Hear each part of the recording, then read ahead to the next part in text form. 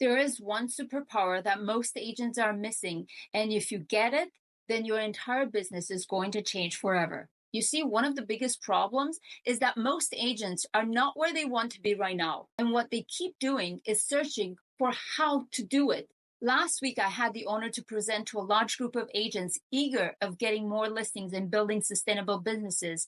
And they were absolutely shocked to discover what, in fact, takes to become a listing agent. I have the full training recording, and inside I'll be giving you 2 essential secrets into a formula that you can very easily apply to your own circumstances and figure out for yourself how to become a successful listing agent. I'm going to break down for you what it takes and make sure that if you're struggling or you're not where you want to be, that doesn't have to be the case any longer. So let's dive right in. I hold 2 group and 6 one-on-one coaching sessions every week. I speak at least once a month to someone else's webinar or in person, and 4 or 5 times a year to a big event. And everybody's asking me over and over and over the same questions. How to get more listings, how to become a listing agent, how. There are in fact 3 questions you need to ask yourself every time you want to take more listings. And have you ever thought that how is always the 3rd question you should be asking yourself, not the 1st? I'll let you know the 2nd question right away, and the 1st question and most important question by the end of this presentation. But does anybody know or speculate what the 2nd question should be? If you have any idea, just put it in the chat. If anybody has any idea. If not, I'll tell you. The 2nd question is who. The 3rd question is how. The 2nd question is who. You see, something that not most are telling you is that you don't have to do everything yourself. You just have to become very resourceful, which means you have to create a habit of asking yourself all the time, who? Who do I know that can do this or that for me, which refers to delegation. You don't have to participate in that activity at all, but you pay someone and you collect the benefits. For example, you cannot become a listing agent while being a buyer agent. You just can't. So ask yourselves, who do I know that could become my showing agent? Meaning I'm not going to show any properties. I'm not going to put a buy in the car. I'm going to get a showing agent. I'm going to train him, her or her, and I'm only going to participate on the negotiation part of the transaction. And I'll be spending that time not to scroll on Instagram and call it research. I'll be using that time to talk with more people and get listings. Or who do I know that could be a great buyer agent for me and refer my entire buyer business to them and get 100% of my time back? And I get paid 50% income on doing pretty much nothing. Or who do I know that I can do it with, which is called leveraging. Maybe I can hire an ISA and that person will spend 8 hours a day booking me seller appointments. The one thing that you should be value the most in your business, it's time, not money. Once you make that mind change, you will start to work predominantly with sellers. Buyers are great, but you cannot build a business as a solo agent with buyers. You can build one side of the business later as a team leader, but you cannot become a team leader as a buyer agent, so you see the circle you're in. Do you agree with me that in our industry right now, for each real estate agent, there's an online course available, a free mastermind, a YouTube video, a get together, learn and lunch and learn, a broker record, or someone in the revenue share model that will do and share with you everything you need to know in order for you to succeed in real estate? Mm-hmm. And if you agree with me, just say yes in the chat. And here's how I know. Yes, there's a lot of yeses there. Here's how I know that that's true. I'm a listing agent. I'm a team leader. I'm a coach for listing agents and team leaders. I organize events for agents, and I'm in the revenue share model, attracting agents actively to my company. That's how I know. It's not that I don't believe that you should go to trainings. I actually encourage you to go to as many as you can. I myself go through trainings all the times, and sometimes to the same trainings over and over again, because things hit differently at different times, depending on how I evolve. Even though the fundamentals of sales are always the same, things change in our industry all the time, and it's our duty to stay on top of everything. However, when I became a coach in this industry, I even more realized that there's an overload of information out there. And my analytical side of me couldn't help but to pay and take a lot of these courses and realize that some of these offerings are completely useless, but many of them are actually great, and they teach you the truth about this industry. So I can't help to wonder, with so much information available, paid or free, why the business it's still done by 5% of agents and 95% are still struggling when everything is in the open. The secret of becoming a very successful real estate agent and listing agent is out in the open, and yet why so many are struggling. Amy reached out to me last week asking me, since listings is what I preach from day one, if I would like to present to Rocket Fuel today about my secrets of getting listings and becoming a listing agent. And I felt very grateful for that invitation. But I thought about it for a second, because it's something as a coach I've been struggling with for some time now, and I'm changing more and more my coaching and my trainings. And I was thinking, what am I supposed to tell those people? Something that they've probably already heard a million times, but just in different words? Maybe. Should I just deflate their bottle by letting them know that there's no magic pill that I take or I give to the people that I coach in order to get more listings and become successful in sales? Maybe. I can tell you right now that words don't teach you much, because I can give you right now in 30 seconds what it takes to become a listing agent, but you're not going to like it. Or I can board your mind for 45 minutes of what it takes to become a listing agent, and you're still not going to like it. Because success in real estate is very simple. It's pure boredom repetition. One, talk to a lot of people that own homes. You will never sell someone home that they don't own it. Just saying. FYI, the products, it's on the street. And the owners live in these streets, in these homes. And just saying, you have to just figure out how to get in front of them. Number two, figure out a way to talk to a lot of people in a way that it's comfortable to you, and don't try to copy someone else that you see on social media.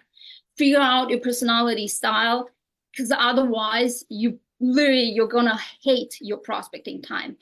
In other words, if you're an analytical introvert, stop dancing on TikTok, because we all can see how awkward you are. Learn what to say, when to say it, how to say it, and stop telling us that you're a people person because you love people. Because we know sometimes you even hate your spouse, your kids, and sometimes even yourself. So stop lying and learn how to become a salesperson. Your prospects are hiring for that. And number four, and most importantly, find the answer to the first question that I'm going to reveal by the end of this presentation. So I thought, instead of continuing with a very boring, actionable steps, which you probably already know from multiple masterminds and you attended and courses, I'll be giving you two essential secrets within the formula that you can very easily apply to your own circumstances and figure out for yourself how to become a successful listing agent. How about that? And if you're okay with that, just say yes in the chat. Amazing. Let me start by telling you this. Good time create weak people create bad times create strong people create good times. And that's the history of the world over and over again. And you may wonder why I'm telling you this, because this industry had it very good for a long time and created weak agents. Because if you always work with your sphere of influence, you train yourself into being a weak salesperson. If you always work with only people you know, you had very few circumstances where you were forced and challenged to work on your skills that would have made you into a strong salesperson. And if you're not hinting in the direction that I'm taking you on, let me continue by telling you this. By the time I met my second husband, I had been through some, let's call it shit. So I said to him that I'm so self-aware that I didn't need to go through all of the hardships and shit in my life to be so ambitious, strong, confident. I could have become that anyways because of who I am and my character and the way I was born. Well, I got to grow old and realize that I was young and stupid to think that way. I became who I became because I had it hard. And it was the biggest blessing. I grew up poor, no food, no heat, no clothes, fear, no love from my parents, and not because they didn't love me, but because they were busy surviving. I can't even imagine being in their shoes today and being a parent. I was the luckiest in the world to grow up like that because it made me think that there were parts in this world that must be feeling like paradise and I must go there. And I did. I came to Canada and I thought it was heaven until I discovered that not speaking English, it's a little bit of a problem. And having a 5-year-old child, it's a slightly inconvenient when you need to make a living and show up at work.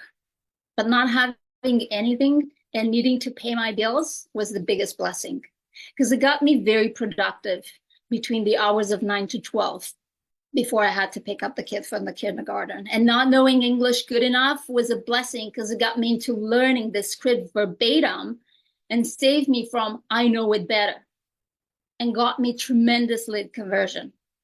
Not having friends, family, colleagues, basically sphere of influence, got me into needing to talk with people I didn't know, such as for sale by owners, expires, door knocking, cold calling, and got me 14 listings in my first year. And I'm not telling you this to impress you, but I'm telling you this to notice a pattern. About a month ago, I had this big challenge in front of me, and I kind of bitched around about it. And then it happened that I heard this story and got me thinking, and I want to share it with you. And if you already know the story, then it's a good reminder. If you don't know it, just take it as a good wake-up call. There was this scene in an old show about this gambler who dies and clearly wakes up in Vegas. And if it was for him to die today, he will probably wake up in the top residential suite of, I don't know, Wynn Hotel, the nicest hotel in Vegas. And he wakes up and he's like, I died, but look, I'm still here. He looks out and he sees the lights of Vegas. He's light up. It's in his favorite place, and he feels he's in heaven. And he opens up the closet and he sees all the suits and stuff and opens up the drawers and it's full of cash and credit cards and money clips and jewelry and watches. And he puts it all in, goes downstairs, starts walking around, and everybody knows his name and everybody calls him by his name. And he feels like somebody. Women are all noticing him and he's feeling really good. He sits down, he plays blackjack, and boom, first time, 21. Oh my God, he wins. Boom, again, he wins again. He wins 42 times in a row, he wins. Shit.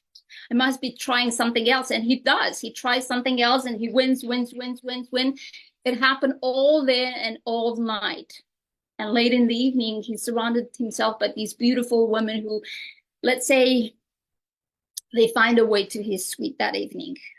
And he has such an abundance of everything he wanted. He knows he's in heaven because he's out of his mind. He wakes up the next day a little bit druggy and does the same thing again, puts on nice clothes, goes downstairs, gambles and wins, surrounds himself by women and goes back up, does again. And on the 12th day, he's playing again. And the guy says, "Blackjack, sir, you win." And he goes, "No shit, I win. I always win. I'm pissed. I want to talk with the main angel and something's wrong." And the main angel comes and goes, "Is there something wrong, sir?" And he goes, got to tell you something. There must be a mistake here. Must be something more than this in heaven. And the angel says, who told you you're in heaven? See, what would have happened if you got what you want, when you want it, the way you want it, the moment you want it? What would happen? Put it in the comments if you know what would happen.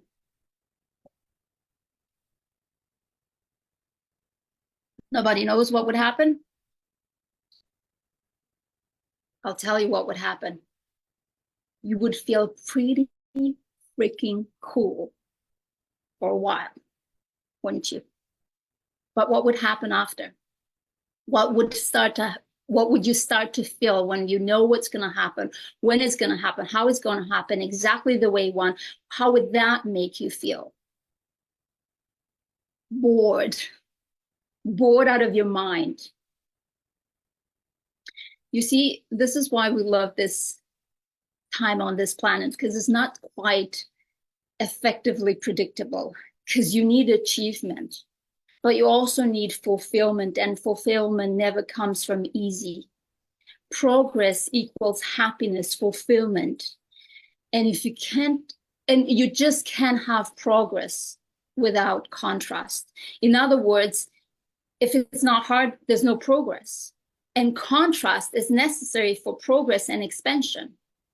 You see, most people can understand this concept. However, when you're developing contrast in order to get to your desire, you create friction. And the biggest problem is that most are attaching a negative emotion to friction. When you stay focused upon something you desire, such as, I want more listings, there's a gap between what you want, which is listings, and what you need to put up in order to get more listing, which is rejections, talking with more people, getting better out of your objections. So you see, the gap itself presents itself as friction. And if to that friction you attach a negative emotion, that's the moment you lose, period. Because there's not a sustainable effort that you can make on a regular basis to overcome that negative emotion, and you're going to give up. You have to find a way, not just in a moment, not just for a flash, not just in a moment of influence by someone else, but you have to find a critical internal resonance with what you want and be able to attach a positive emotion to that friction. And how not to attach a negative emotion to friction you created by the contrast of your own thoughts between what you have and something that you really want but you don't have yet. That's the $1 million question. There is only one thing that could help you prevent the negative emotions to be associated to friction. And that's finding the answer to the first questions. It's coming, guys. I know some of you already know it. But before we get there, let me share with you what I learned from hundreds of seminars and coaching sessions and interviews with tons of top producers. Without exceptions, there's only 2 reasons someone is not capable of achieving greatness in sales, and always comes down over and over again to these 2: need and fear. And let's address need and fear. And since nobody ever learned anything from words alone, I'll share with you something that would allow you to identify how our minds are dealing with need and fear. 2 weeks ago, during our in-person power hour, it's an in-person training we do, by the way. If anybody's interested, just reach out to me and I'll let you know when the next one is happening. I had the privilege and honor to live coach 2 beautiful, successful ladies. So I'll be using their circumstances to address need and fear. And by the way, that's what I do all day long, and the answers are always the same.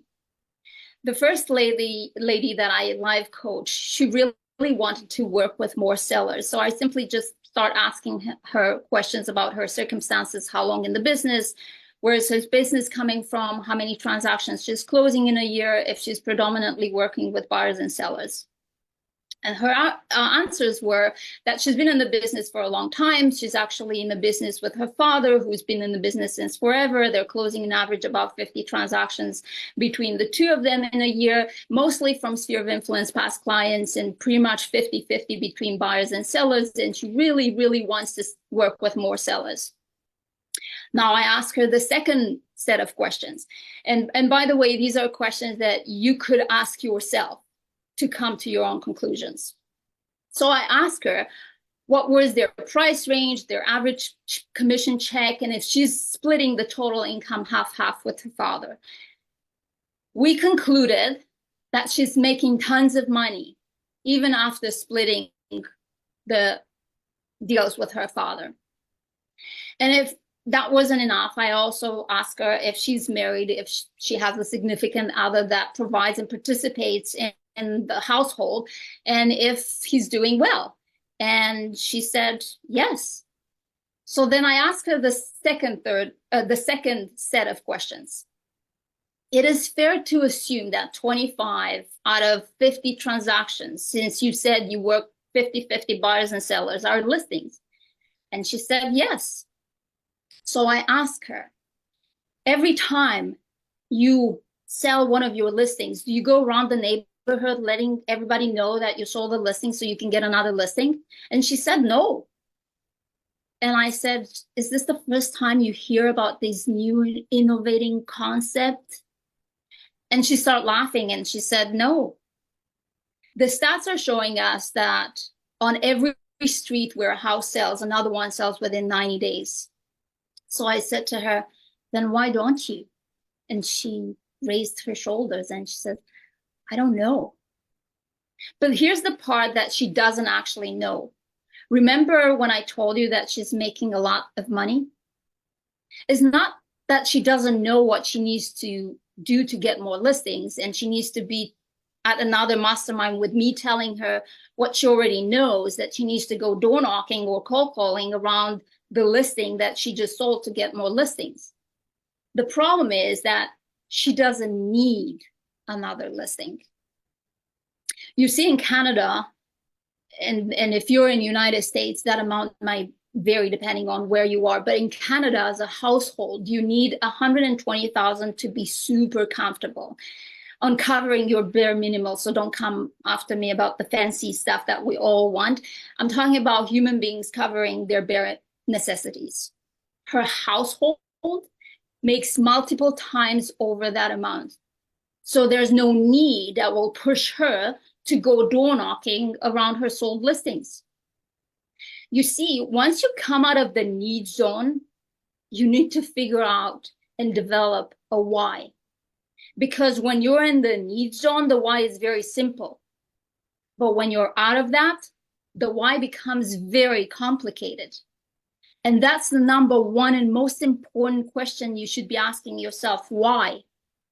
And let me give you a tool to work with before moving into explaining fear, which is, by the way, significantly more predominant. When you're out of the need zone and your why becomes complicated, in other words, it's tough to find it. You hear a million people, find your why, what's your why? And you're like, what the heck they're talking about? Take yourself out of the equation. Because people will do more for others than they will do for themselves. Put yourself in a position where your efforts will make a change and impact in someone else's life, and not just yours. And you'll find your why, and it will be pretty strong. I cannot tell you how many times I hear people saying, let's reward activities in order to motivate people to do the activities needed. And I cannot disagree more with that. I think this idea of participation is enough for you to be rewarded. It's kind of a bullshit, because you train your brain that your job is to post, your job is to make calls, your job is to call your online leads, when in fact your job is to book appointments, your job is to sign contracts, your job is to sell homes and to get paid. So if you don't have a clear target, if you don't have a clear understanding of your mission, your purpose, your why, with clear intention, that will determine your activities, and you're training your brain that you're going to be rewarded on activities before getting to the result, the chances are that you're not going to get much of a result. Activities are meant to help you understand your KPIs, are meant to help you understand your results or the lack of it, what you need to do to pivot, to change, to improve, but not to celebrate until you get to the result.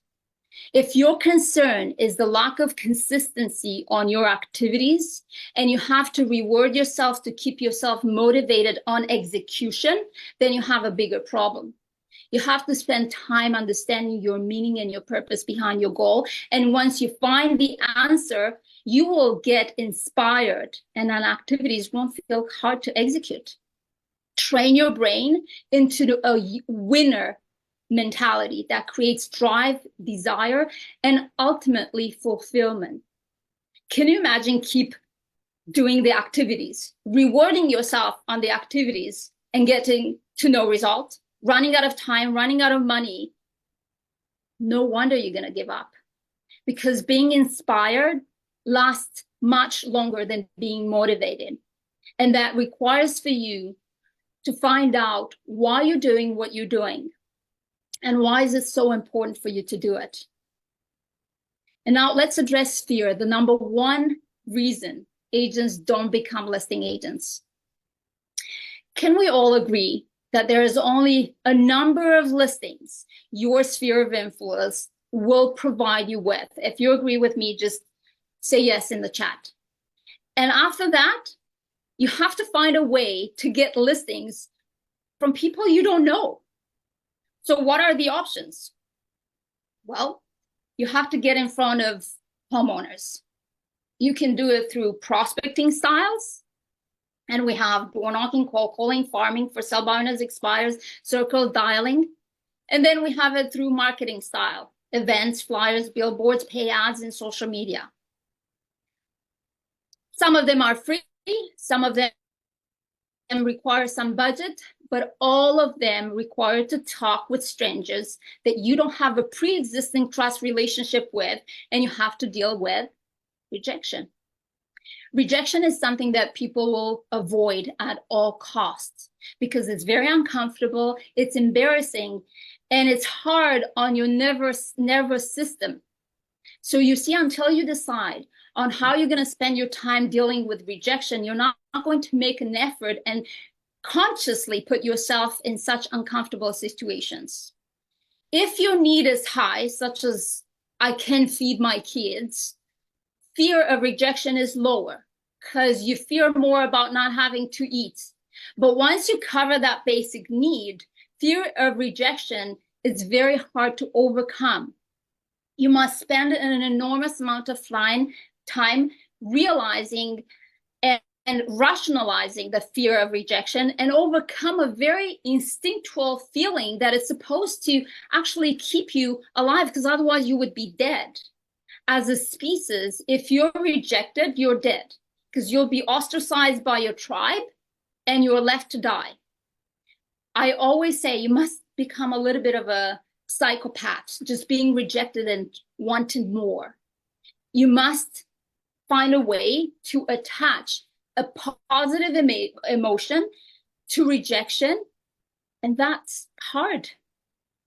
Now, fear can be overcome a little bit easier by having in place a good process that increases your conversion, because good preparation needs less opportunities, such as becoming really good at how to talk, and that never happens while working with your sphere of influence.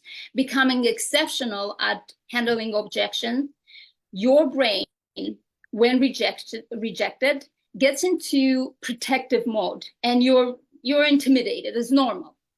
You can handle an objection with confidence unless your brain is trained at a subconscious level and knows so well to handle that objection that it does not trigger a negative emotion. You also have to have a killer follow-up system in place, a good pre-qualification process, a good pre-listing package. A good pre-listing package puts you in the best position to not needing to handle many objections. And of course, you need a killer listing presentation with a phenomenal closing. My goal with this presentation was to change your mind and perspective on some of the absolute necessary steps in order to become a listing agent. Before knowing the methods, you have to understand why are you doing what you're doing, and deal with that first. And then the methods are pretty simple. That's it. And if you have any questions of how to find your why, or how to become a better listing agent, or you want to offer yourself as a volunteer where we can ask you all of these questions to find out what's stopping you. Is it need, the lack of it? Is it fear? Is it lack of preparation? I'll be more than happy to do a live coaching. Who's going to be the lucky person that's going to get a free live coaching session with Andrea right now? Anybody want to volunteer? There's 76 people here. I'll volunteer. I have got a bit of background noise. I'll warn you first. We can't But hear. I've got. Can you hear me? Yeah. I've got a quick question first. But first of all, thank you very much, Andrea. That was digging in deep, and that was quite personal as well. So thank you for sharing that. My question is, so when you talk about friction and associating negative things with that, if we look at friction as inertia, tomorrow morning when we all wake up, what would you say, rather than the why, what's the how, the first thing you do when you wake up tomorrow morning that will make a difference and set you on the right path? What would you say that one thing is? The most important thing is to wake up and be grateful, because you get to be rejected. Some are not that lucky. So the fact that you are alive, the fact that you don't have cancer, the fact that your children are happy, it's such a great perspective to start your day, where rejection means absolutely nothing, because the reality is whoever you're going to talk with, if they say no to you, which your brain will interpret as a rejection, they're doing it just because they're not interested in what you have to offer, and you're in the path of finding the ones that they are interested. So I would say the first thing first, although it sounds cheesy and everybody says that, trust me, the people that are successful are starting their day being grateful that they get to be rejected that day. And they have even the opportunity to think of the future, which is a tremendous blessing that we tend to forget about. I like that. Looking about the pain of rejection, can we perhaps associate no pain, no gain to make that a positive? Not really, because I'll tell you what it is. I don't want to believe that's pain at all.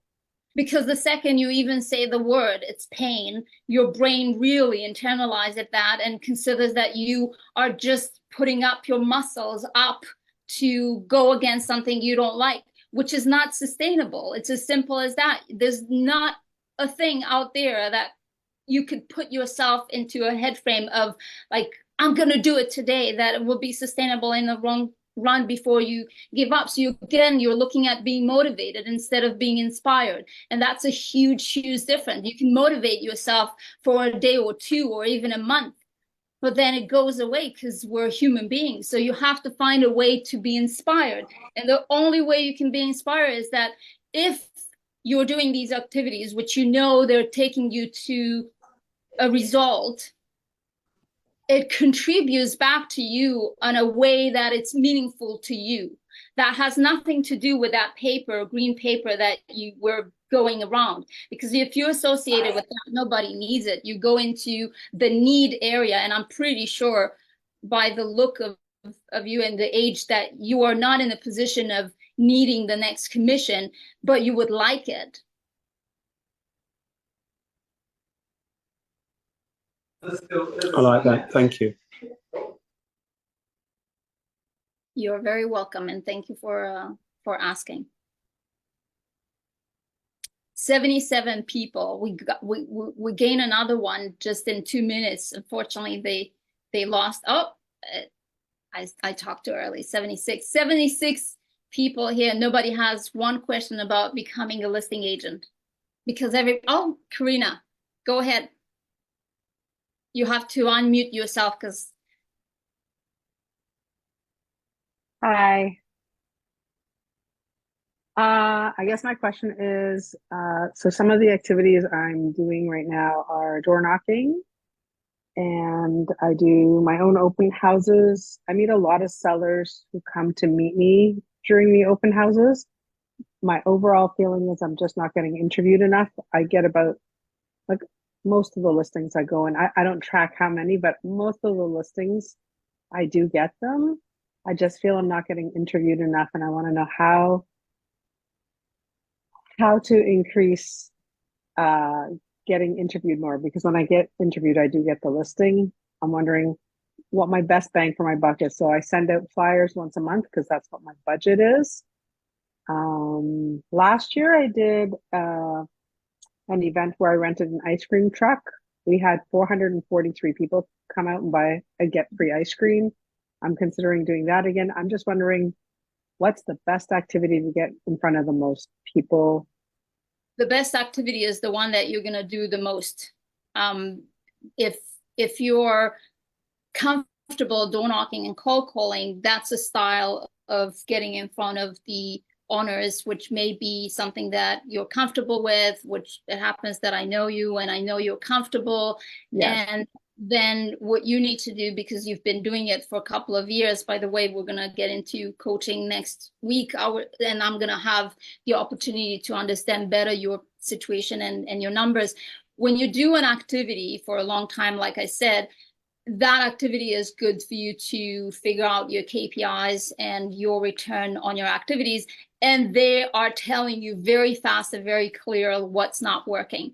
If you're if you're doing the right thing, but you're not doing it enough, then that we need to figure that out. And like I said, you don't have to do everything yourself. You just said there, I'm doing this, I'm doing this, I'm doing this. It's time to delegate in order to create more opportunities. And then you will have more time to speak with more sellers. But if you're doing it enough, but you're not getting enough, then that means it's a problem of how you're talking. Because when you are putting in the effort and nothing comes out of it, that means whatever you're doing, you're not conveying enough trust in a short period of time to the other person to consider you. Another thing that you need to look at it is, how big is your circle that you're asking for business? Because a lot of people are saying, well, I'm not getting enough business. And I said, compare with what? Because if there's not enough inventory to sell based on your activity, let's say you were farming, because you said you're farming 250 homes. How many homes sold in a year in 250 or 1,000, yes, whatever it is? I should clarify. So what I'm looking at is, I have a billboard, right? I do the door knocking and I send a flyer once a month just because that's what my budget is. My competitor, I'm getting maybe one or two, maybe one listing a month, and the hot months like spring and fall, 2 listings a month. Okay. But I want to take that up to 3 or 4 listings a month. My competitor is doing 3 or 4 listings a week. She just has so much more reach. How many contacts you putting in? You putting in a month? Let me think about that for a minute. About 200. 200 contacts in a month. Like door knocking, talking to 200 and people you're getting 1 or 2 listings. Yes. I think you're doing great, if you ask me. Because 200 contacts, it's something that you should be doing, in like a half a week, if you want to take a lot of listings and become, the authority in that neighborhood. So you have to have something to report to kind of get an understanding. Where am I doing wrong? Where am I doing right? What am I not doing enough of it? Where do I need to pivot and change? So I'm not speaking to enough people. 200 people in a month, it's definitely not enough people. Okay.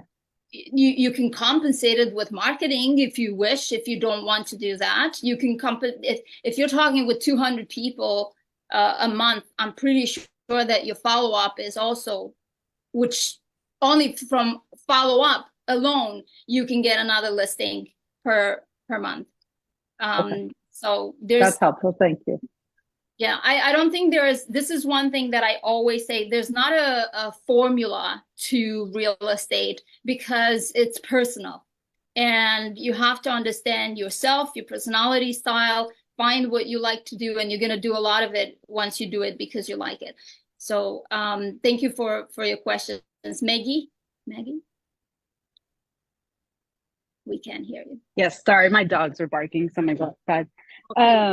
My question was around the ISAs calling. So specifically, like what's been most effective having them call around in terms of, you know, whether it's expired FSBOs, like what kind, do you have ISAs actively working, or what have you found to be most effective when working with ISAs to set appointments? I think an ISA is like an intimate partner, you know, like you get an intimate partner and it's your ISA.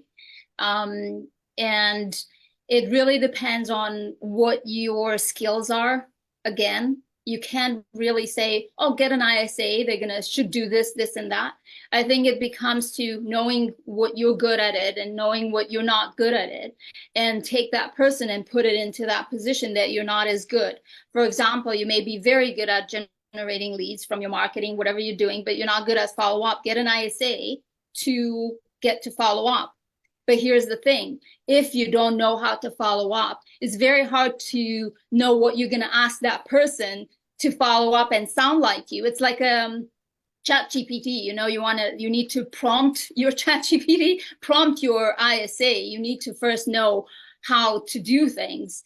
So I would say if you have a very clear understanding how your follow-up should look like, then you can train. And I actually coach on that. You should be doing the job with your ISA for 6 months straight, next to them, 8 hours a day. It's a commitment, and obviously you have to do it to the right person because they can leave after, but you need to pay them well. So I would say first figure out what you're good at it and what you would need an ISA for.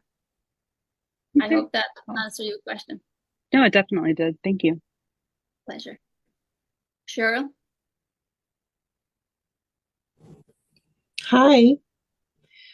I have two questions, and one of them was kind of along the same lines because you talked about delegating, and I would love to delegate the cold calling and the door knocking and create some sort of schedule. One, I just wanted to ask you your thoughts on how do you feel about using like a fellow realtor to do that? I don't know if ISAs are realtors or not realtors. That's a new term for me. But if it was like a realtor you partnered up with, kind of like a team member or something, and they did it, what does that look like? It looks like this. If you get a good agent that could take listings and book appointments for you, they will become their own listing agent, and they won't be with you. So ISAs are used to certain things before they become really good at what they're doing, and then you're out in the air. They're better than you. So I don't see how you can convince an ISA to go and door knocking for you. You can get them in your team. And if you have a very good structured team where everybody's listing agent, and you leverage them and you offer them many other stuff that you take care of for them, but they are still listing agents, that's fine. But you're not gonna, me personally, I may be wrong, Amy, jump in here, but I don't think you're gonna be able to get someone to door knock and hang you that lead for a $50,000 salary when they've done something that is the hardest to do, and they can make that 50,000 just from closing one person. So you have to look and be sincere and honest with you what actually could be delegated or not. As a seller leads, you can pay for seller leads to media companies and get an ISA that you pay $50,000 per year, and they make calls and follow-ups and they book you appointment. That's all they do all day long. Or whatever you found leads by door knocking and cold calling or social media, and you put them into your CRM and they nurture them. But someone to send out there to door knock for you, I don't know. If you find it, let me know. So your advice is if you were to use someone like that, you have to keep them very well fed. Yes, and usually the fairness in there is that they're part of your team. They're listing agents together with you, and you contribute to them with many other things that make sense for them. I mean, use always your common sense, because the reality is you may want to keep a lot for yourself, but if you don't make people happy, that person gives you back 100% of your time, but you're still making anywhere between 25 to 50% on that listing, and then you incur the expenses or wherever the things that they don't want to deal with. So it's fair. You can't have it there, pay them 50,000 and then, keep them. Probably you're going to keep them for the amount of time that they get a good training. And then the second they're good, they're out. Thank you. Yeah, go ahead. You were saying my second question was, how do you think you should make the most out of sponsoring a neighborhood event where it's like a movie neighborhood event, and I am sponsoring the concession table and will work the concession table? How do you think is the best way to make the most out of that? You have to analyze it's a great question, because a lot of people are just going and looking at what people are doing on the internet. Figure out your neighborhood. Okay. Because if your neighborhood is not meant, like, what's the demographic? What do they like to do? What they're inclined to do? Because if you do something and you put the money in and they're not participating because it's not that kind of neighborhood, then you'll have a problem. So I would say the first thing, what Karina does, it could be very different from your neighborhood. So I don't think there's a formula and say, this is what we see giving the most results based on stats. Even if the stats are taking different people from different areas, you're going to find yourself that may not apply to you, and you're out of the stats. So you don't want to be there. You want to see what the response will be. You can actually start sending out surveys to see what people they're more willing to participate on. You can figure out if other agents have been done something that was successful, but very, very important to understand your neighborhood before you decide to spend money. The event is already happening. It's a successful event. And me as a realtor. Oh, to sponsor? If you go there and you sit and you have a banner, you're better off doing what Karina does, pay for a billboard.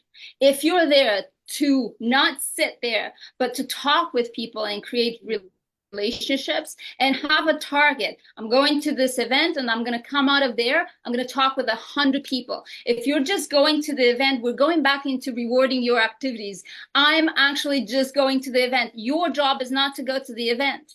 Your job is to get people that could work with you. So if you have a clear intention when you go there, I'm going to go there to this event and I'm going to actually make sure, and I mark it. The second I spoke with another person and they know I'm an agent in the neighborhood, I mark it as a contact, then you can consider that. That being said, it's good to have your face there, but you can get that 100 people just on a Saturday going door knocking, and you're making sure that these people are actually owning homes. So again, KPIs, make sure, is that a real return, or is just trendy and nice to look on social media that I'm at an event, but there's no real return. So you need to look not for the sexy things, you need to look for the harder they are, that probably nobody's doing it.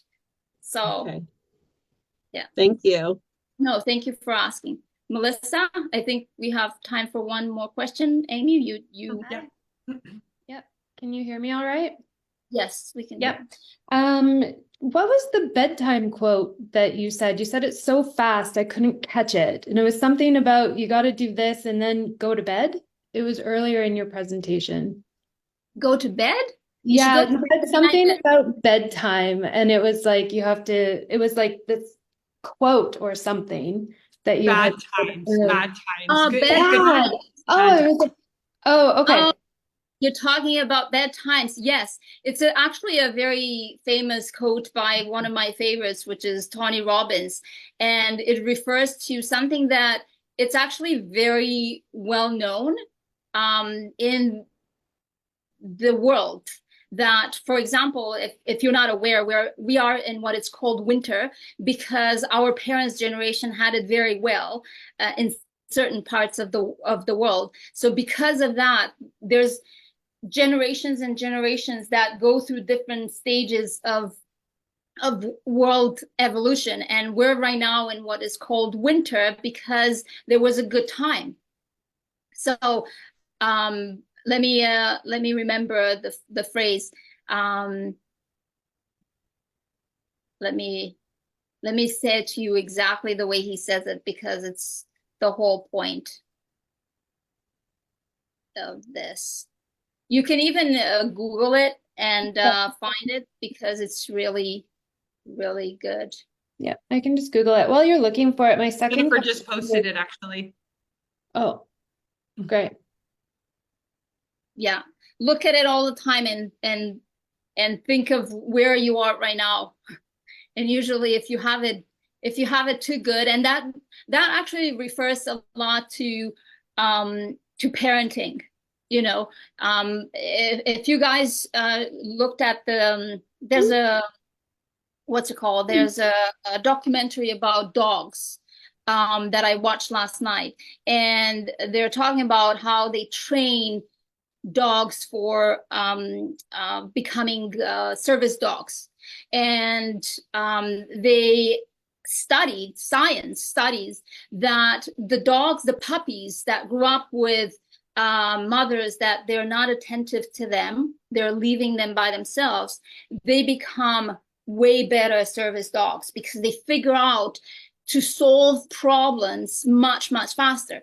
So that really, what happens when you grow up with parents that were too busy, we call it they don't love you, but they're in fact too busy, you tend to live your life with something you're missing. And then as a parent, you tend to do the opposite, and very much so to your child. And your child becomes, debilitated by you, which you had the best intentions in the world.